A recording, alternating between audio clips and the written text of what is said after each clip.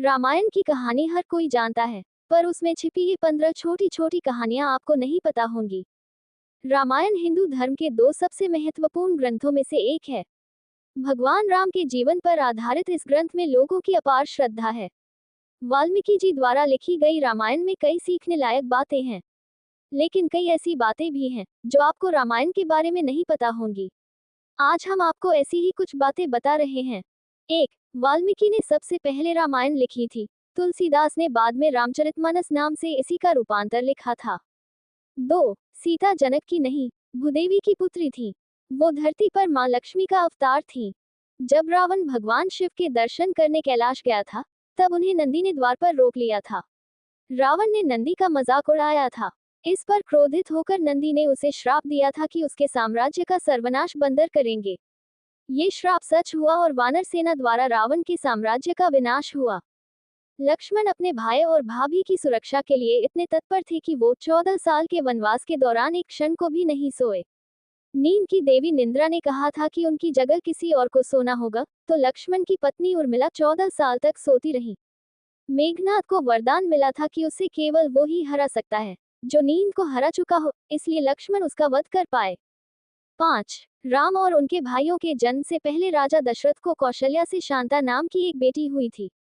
कौशल्या की बड़ी बहन वशिनी और उनके पति राजा रोमपद की कोई संतान नहीं थी। दशरथ ने उन्हें अपनी पुत्री दान की थी। भगवान शिव को प्रसन्न करने के लिए रावण ने खुद अपना सिर काट लिया था, लेकिन उसका सिर बार बार उग जाता था। इस तरह उसने 10 बार अपना सिर काटा। भगवान शिव ने यही 10 सिर रावण को लौटाए थे। भगवान राम विष्णु का अवतार थे। भरत उनका सुदर्शन चक्र थे और शत्रुघ्न उनका शंख, लक्ष्मण को उनके शेषनाग का अवतार माना जाता है। 8. एक बार जब भगवान राम यम से भेंट कर रहे थे, तब उन्होंने लक्ष्मण को पहरा देने के लिए कहा था। यम ने उनके सामने शर्त रखी थी कि जो भी इस बीच उनके कक्ष में प्रवेश करेगा, उसे मरना होगा। इस बीच ऋषि दुर्वासा वहां पहुंच गए और रोके जाने पर अयोध्या को श्राप देने की बात करने लगे। इस पर लक्ष्मण को भीतर जाना पड़ा। इसके बाद उन्होंने सरयू जाकर अपने प्राण त्याग दिए। राम के राजा बनने के बाद एक बार उनके दरबार में नारद ने हनुमान को विश्वामित्र के अलावा सभी ऋषियों को प्रणाम करने को कहा, क्योंकि विश्वामित्र एक समय पर राजा थे। इसके बाद नारद ने जाकर विश्वामित्र को भड़काया और उन्होंने भगवान राम से हनुमान जी को सजा देने को कहा। राम जी अपने गुरु का आदेश नहीं टाल सकते थे, इसलिए उन्होंने हनुमान जी पर तीर चलाए, लेकिन हनुमान जी राम राम जपते रहे और उन्हें कुछ नहीं हुआ। इसके बाद उन्होंने हनुमान जी पर ब्रह्मास्त्र भी चलाया, पर उसका भी उन पर कोई असर नहीं हुआ। ये देखकर नारद जी ने युद्ध रुकवा दिया। धन के देवता कुबेर रावण के सौतेले भाई थे। रावण ने उन्हें हराकर लंका को जीता था। 11. राम सेतु जब बन रहा था, तब एक गिलहरी भी अपना योगदान देना चाहती थी। जब वो छोटे पत्थर उठाकर लाई, तो बंदरों ने उस पर हंसना शुरू कर दिया। इससे दुखी होकर वो श्री राम के पास बैठ गई। तब श्री राम ने उसे प्यार से सहलाया था, तभी से गिलहरियों के ऊपर धारियां बन गईं। जब भगवान राम और उनकी सेना से लड़ने के लिए केवल रावण बचा था, तब उसने अपनी विजय के लिए एक यज्ञ करवाया। अपनी जीत सुनिश्चित करने के लिए उसे ये यज्ञ बीच में छोड़कर नहीं जाना था।